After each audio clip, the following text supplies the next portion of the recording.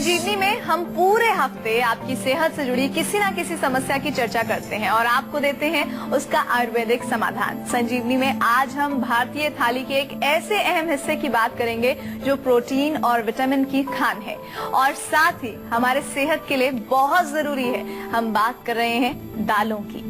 आज संजीवनी में हम आपको बताएंगे कि सेहत के लिए दालों का सेवन कितना जरूरी है। दालों की खासियत जानने के लिए हमारे साथ मौजूद हैं डॉक्टर चौहान और साथ ही साथ संजीवनी टिप्स में जानेंगे नींबू की खूबियों के बारे में। लेकिन आइए पहले जान लेते हैं आखिर दालों में कौन कौन से गुण हैं जो आपकी हमारी सेहत के लिए कारगर साबित होते हैं।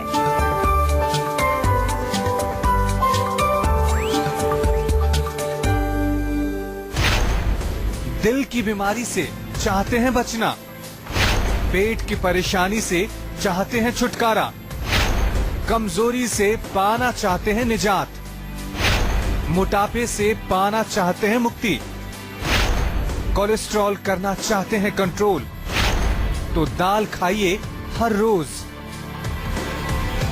तो आपने देखा दाल में हमारी और आपकी सेहत के लिए क्या कुछ भरा हुआ है। ये वो हिस्सा है जो हमारी थाली में बहुत महत्वपूर्ण रोल अदा करता है।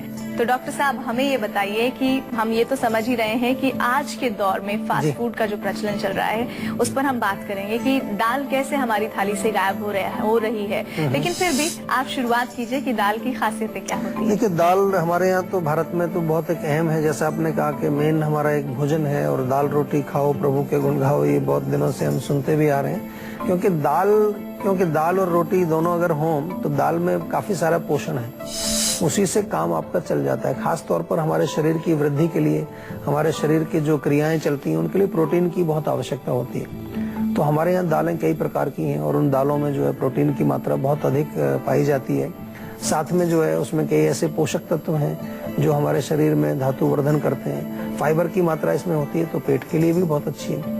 पेट जैसे कि पेट साफ ना हो, किसी का कब्ज किसी को रहती है तो दाल खाने से पेट साफ होता है। और हमारे यहाँ दाल में थोड़ा सा अगर घी डाल के खाएं तो उससे वात का जो प्रकोप है वो भी नहीं होता। या दाल जब बनाई जाती है तो उसमें आपने देखा होगा कि कई प्रकार के उसमें हींग जीरा वगैरह डाल करके उसमें तड़का लगाया जाता है। दाल तड़का ही एक बड़ी फेमस एक रेसिपी है। आप रेस्टोरेंट में जाएं तो वो इसलिए लगाया जाता है कि ताकि वो पचे आराम से और पच करके उसके गुण जो है हमारे शरीर में आए। तो ये खासियत इसमें पाई जाती है। बलवर्धक है, हृदय के लिए बहुत अच्छी है, हार्ट के लिए, हार्ट की प्रॉब्लम्स अगर हैं तो दाल खा सकते हैं आप। साथ में इसमें हमारे शरीर को वर्धन करने की, धातु वृद्धि के लिए भी इसमें गुण पाए जाते हैं। और इसी के साथ एक दर्शक हमारे साथ जुड़ गए हैं, चंडीगढ़ से फोन कर रहे हैं। अक्षत उनका नाम है, प्रश्न कीजिए अक्षत। नमस्कार डॉक्टर जी, मेरे को साइनसाइटिस की प्रॉब्लम है, एलर्जिक साइनस है मेरे को, पिछले 2005 से है। अच्छा। पिछले 7 या 8 सालों से है। और मेरे को बेसिकली 2 चीजें होती हैं, एक तो गले में स्वेलिंग शुरू हो जाती है जी। और एक नोज बिल्कुल ब्लॉक हो जाती है और म्यूकस का कलर व्हाइट से बिल्कुल डार्क ग्रीन हो जाता है। ये प्रॉब्लम है मेरे को। अच्छा, देखो ये प्रॉब्लम तो आपकी सारी की सारी कफ से जुड़ी हुई है कि यानी कि कफ जब शरीर में वृद्धि होती है हमारे यहाँ शरीर में 3 दोष होते हैं जिनका हम बार बार आपसे जिक्र करते हैं, वात, पित्त और कफ। तो ये प्योरली एक कफ का रोग है और कफ जब भी बढ़ेगा वो ज्यादातर जो है हमारा ये ऊपर का हिस्सा है, चेस्ट है, लंग्स है, गला है, नाक है, सिर है, इसमें कफ का घर भी माना गया है इसको।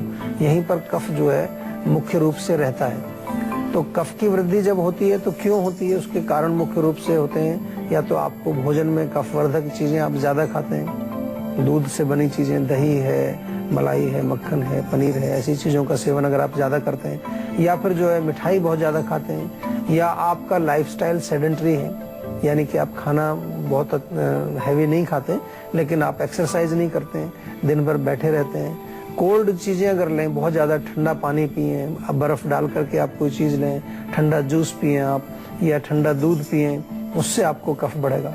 ये मैं इसलिए समझा रहा हूँ आपको कि अक्सर लोगों को जब बीमारी होती है तो वो कारण को कभी नहीं पकड़ते।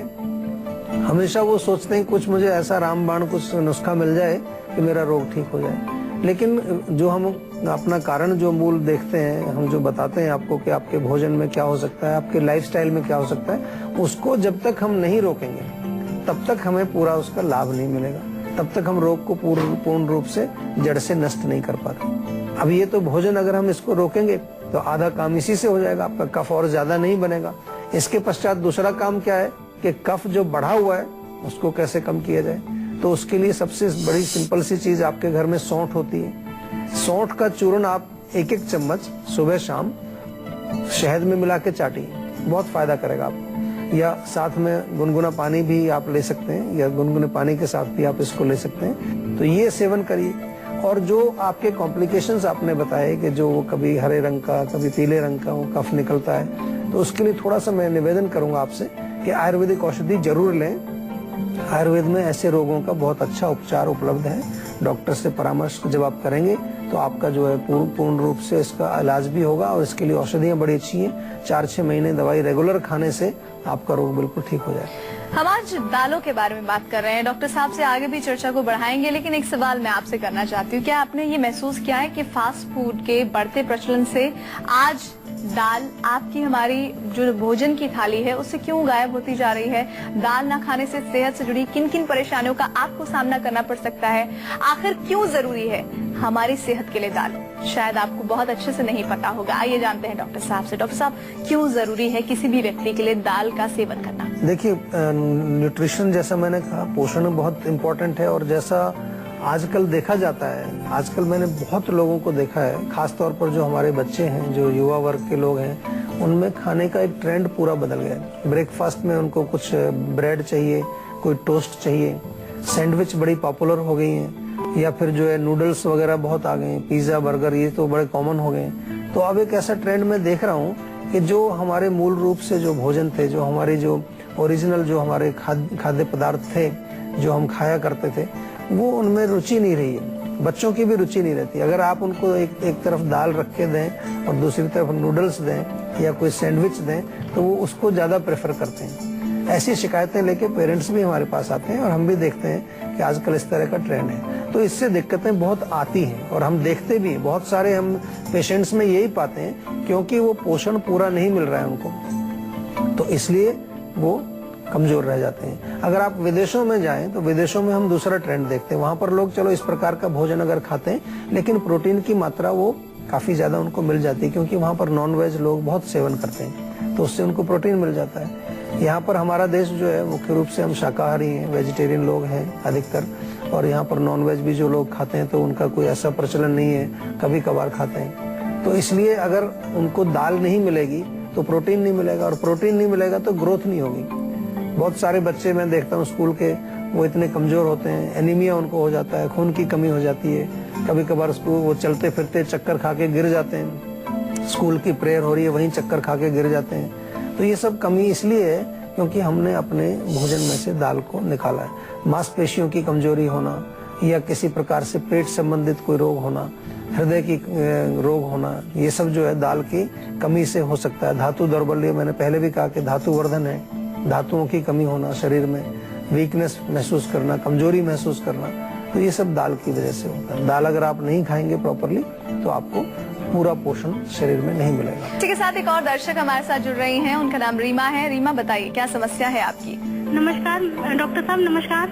नमस्कार जी। जी, मुझे अभी 2 महीने से अभी थायराइड की प्रॉब्लम निकली है। मेरा वेट भी बढ़ रहा है और हाथ पैर में स्वेलिंग रहती है। जी, तो अभी आपने दवाई कुछ शुरू की है कि नहीं? अभी तो मैंने लेना शुरू नहीं किया है। मैं सोची थी अगर आयुर्वेद में इसका कुछ ट्रीटमेंट है तो आपका कितना है, वो टेस्ट में कितना आया है जो TSH? मतलब स्टार्टिंग बताया उन्होंने कि अभी शुरुआत स्टार्टिंग है। तो देखिए, आप अगर डॉक्टर से सलाह जरूर लें, और अगर उसमें आपको औषधि भी लेनी पड़े जो कि थायराइड के लिए होती है, उसको भी शुरू करना चाहें तो कर सकते हैं। आयुर्वेद में जो हम चिकित्सा करते हैं वो थोड़ा दूसरे लेवल पर, शोधन चिकित्सा इसमें मुख्य रूप से की जाती है। शोधन यानी कि स्रोतो शुद्धि, उसके अलावा शोथहर, जैसे कि आपने कहा कि वजन बढ़ा है, कहीं सूजन आ गई है, तो उसकी दृष्टि से भी हम शोथहर चीजें भी इसमें कुछ देते हैं। तो कुछ दवाइयां आयुर्वेद में इसकी हैं, वो आप आयुर्वेदिक चिकित्सक से संपर्क करके जरूर शुरू कर दें। थोड़ा सा टाइम जरूर लगता है, लंबे समय तक आपको दवाई खानी पड़ती है, 8-10 महीने, 1 साल भी कई बार खानी पड़ती है, लेकिन उसमें आपको लाभ मिलने की पूरी हम कोशिश करेंगे, और हम बताएंगे भी आपको कि क्यों ये रोग होता है, कैसे होता है। उसके बारे में आप विस्तार से कंसल्टेशन एक कर सकते हैं, या आपके यहाँ भी कोई आयुर्वेदिक डॉक्टर हैं, उनसे भी आप संपर्क करके उसके बारे में जानकारी प्राप्त कर सकते हैं। चलिए इसी के साथ अब बात कर लेते हैं आज की संजीवनी की, जिसमें डॉक्टर चौहान आपको बताने वाले हैं दाल की खूबियां, दाल के सेवन से हम किन किन बीमारियों को दूर भगा सकते हैं। तो डॉक्टर साहब क्या है आज की संजीवनी?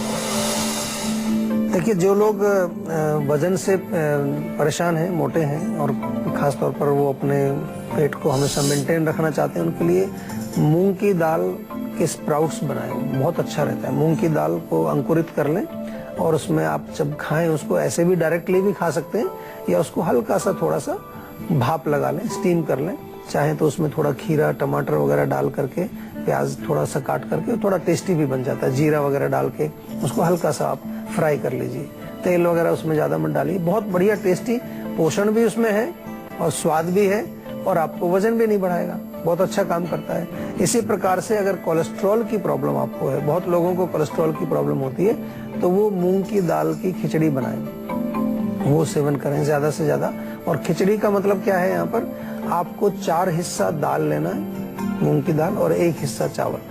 तो वो आपको पोषण भी मिलेगा, आपको उससे फैट वगैरह भी नहीं बढ़ेगा बॉडी में और आपको कोलेस्ट्रॉल भी नहीं बढ़ेगा। मूंग की दाल जो है वो उसका सूप बना करके आप पिए तो आपको जो हृदय के रोग हैं, जो हार्ट के पेशेंट्स हैं, मूंग की दाल का सूप टाइप का पानी बना करके पतला सा, उसमें आप मसालों का प्रयोग कर सकते हैं, जीरा धनिया हल्दी वगैरह डाल करके, बढ़िया उसमें स्वाद बनता है, टेस्टी बनता है। थोड़ा सा हींग भी उसमें डालिए, ताज़ा अदरक या ताज़ा थोड़ा सा उसमें धनिया, ये चीज़ें भी उसमें आप डाल सकते हैं। और उड़द की दाल जो होती है, उड़द की दाल वैसे आपने आमतौर पर देखी होगी, दाल मखनी जो आमतौर पर खाई जाती है, या वैसे भी जब भी हम देखते हैं कि कोई फेस्टिवल होता है कहीं, जो कि आपका कोई फीस्ट है, कहीं पर कोई दावत दी जा रही है, तो ज्यादातर उड़द की दाल वहाँ बनाई जाती है। उड़द की दाल आयुर्वेद में शुक्र धातु वर्धक लिखी गई, तो जिन लोगों का शुक्र धातु कमजोर है वो उड़द की दाल का सेवन करें, लेकिन हमेशा ध्यान ये रखना चाहिए कि वो उतनी मात्रा में खाएं जो आप पचा सकते हैं। और अरहर की दाल बहुत कॉमन है, वो भी तूर की दाल उसको बोलते हैं, बड़ी पॉपुलर है, आमतौर पर लोग घर में उसको बनाते हैं। उसका सेवन किया जा सकता है कि अगर आपको मांसपेशियों में कमजोरी हो, आपकी मसल्स अगर कमजोर हैं, वीकनेस है शरीर में, तो उसके लिए आप अरहर की दाल का सेवन करें। तो डॉक्टर साहब ने बहुत सारी जानकारी आपको बता दी है आज की संजीवनी में। और क्या दाल को लेकर कुछ परहेज भी करना चाहिए, ये प्रश्न आपका जरूर अगला होगा। आइए डॉक्टर साहब से इसका उत्तर जान लेते हैं। डॉक्टर साहब, क्या कुछ लोगों को इसका सेवन नहीं करना चाहिए, कुछ बीमारियों में परहेज? जी देखिए, जहाँ पर आपको मना किया जाता है, डॉक्टर लोग कई बार मना करते हैं भी प्रोटीन आपको ज्यादा नहीं खाना है। कई बार जो किडनी के जो पेशेंट होते हैं, जिनको किडनी वीक है, फंक्शन कमजोर है उसका, तो उनको प्रोटीन, लो प्रोटीन डाइट या बिल्कुल प्रोटीन मना किया जाता है, तो वहाँ दाल आपको नहीं खानी चाहिए। इसी प्रकार से जो दालों में जो गरिष्ठ दाल है, जैसे कि चना है या उड़द की दाल है या राजमा भी एक प्रकार की, अगर हम दालों में ही गिने, तो इनको थोड़ा सा, अगर आपकी अग्नि मंद है, आपको अगर हजम नहीं होता है ठीक से, पाचन कमजोर है, तो इनको आपको नहीं खाना चाहिए। दूसरी दालें बहुत अच्छी हैं, अरहर की दाल है, मूंग की दाल है, मसूर की दाल है, उनका सेवन करें।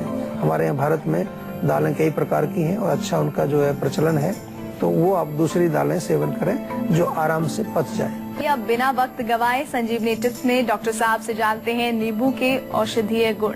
डॉक्टर साहब, वैसे तो बहुत सारे लोग छोटे मोटे गुणों के बारे में जानते हैं कि भाई पेय बना लिया तो बहुत ठंडक देता है, विटामिन सी होता है, लेकिन जो आप खूबियां बताएंगे मैं उम्मीद कर सकती हूँ कि पहले हमारे दर्शकों ने नहीं सुनी होगी। तो क्या है आज की संजीवनी टिप्स? देखिए, नींबू में सबसे पहले तो विटामिन सी बहुत अच्छी मात्रा में पाया जाता है, तो नींबू का सेवन किसी भी रूप में आप कर सकते हैं। पानी भी पी सकते हैं नींबू का। आप दाल खाते हैं, आज दालों की बात कर रहे हैं, तो दाल में एक बड़ी अच्छी चीज मैं आपको बता रहा हूँ कि दाल का सेवन जब भी करें उसमें थोड़ा नींबू डालना चाहिए आपको। ऐसा माना गया है कि अगर नींबू डाला जाए तो उसका जो पोषण है वो हमारे शरीर में ज्यादा जल्दी वो उसका एब्जॉर्प्शन होता है, वो जल्दी से हमारे शरीर में एब्जॉर्ब होता है, एसिमिलेशन उसका अच्छा हो जाता है। और पेट दर्द के लिए बहुत अच्छा है नींबू। पेट दर्द अगर आपको हो तो नींबू का रस 1 चम्मच लें, अदरक का रस ताजा लें और धनिया ताजा जो होता है उसका तीनों को मिला करके थोड़ा सा काला नमक उसमें मिला लें। हींग है तो भुनी हुई थोड़ी हींग भी मिलाएं और उसको आप डायरेक्टली पी सकते हैं, या आधा कप गर्म पानी में मिला करके उसको पिए तो पेट दर्द आपका ठीक होता है। इसी प्रकार से अगर आपको भूख कम लगती है या खाना ठीक से नहीं पचता है, आपकी जीभ पर सफेद रंग का कुछ जमा रहता है हमेशा, जिसको कि हम आम बोलते हैं, तो ताजा अदरक का रस 1 चम्मच और नींबू का रस 1 चम्मच, दोनों को मिला करके आप भोजन से पहले, जब भोजन खाना शुरू करते हैं उससे 5 मिनट पहले आप सेवन करें दोनों बार, तो उससे आपको बहुत रिलीफ मिलेगा। नींबू का फायदा जो है डैंड्रफ में भी हमने कई बार पहले भी बताया है कि जिन लोगों को बालों में डैंड्रफ रहता है, रुसी रहती है, तो नींबू का रस और नारियल का तेल मिला करके उससे आप बालों की जड़ों में अच्छी तरह से मसाज करें, आधा पौना घंटा उसको छोड़ दें, उसके बाद आप नीम से उसको वॉश करें, नीम के पत्ते उबाल करके उसको धोएं, तो आपके बालों में से डैंड्रफ भी साफ होता है।